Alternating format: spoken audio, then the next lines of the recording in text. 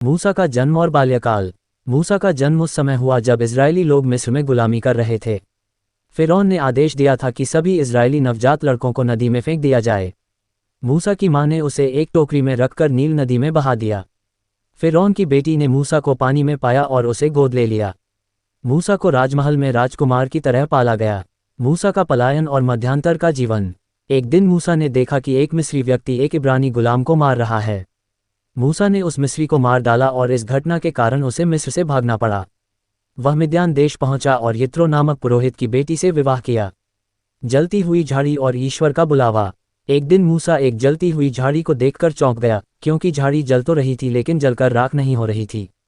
वहां से ईश्वर ने मूसा को बुलाया और कहा कि वह इसराइलियों को मिस्र की गुलामी से मुक्त कराए। फिरौन के सामने मूसा और उसका भाई हारून फिरौन के पास गए और उससे इसराइलियों को छोड़ने की विनती की। फिरौन ने मना कर दिया, जिसके परिणामस्वरूप मिस्र पर 10 भयंकर विपत्तियां आईं।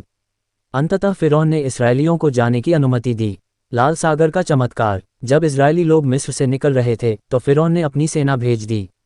मूसा ने भगवान के निर्देश पर अपनी लाठी को लाल सागर पर मारा और समुद्र 2 भागों में बंट गया। इजरायली लोग सूखी भूमि पर चलकर पार हो गए, जबकि मिस्री सेना पानी में डूब गई।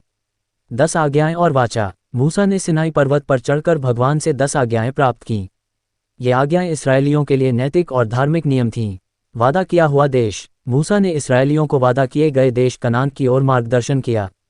यात्रा के दौरान भगवान ने मन्ना और पानी देकर लोगों की भूख प्यास मिटाई। मूसा ने लोगों को ईश्वर पर विश्वास बनाए रखने का उपदेश दिया। मूसा का अंत। कनान में प्रवेश से पहले भगवान ने मूसा को माउंट नेबो से वादा किए गए देश का दर्शन कराया। मूसा की मृत्यु वहीं हुई और इजरायली लोग उसके बिना आगे बढ़े। मूसा का जीवन विश्वास, नेतृत्व और ईश्वर के प्रति निष्ठा का प्रतीक है। उनकी कहानी से हमें साहस, धैर्य और ईश्वर में अटूट विश्वास की सीख मिलती है।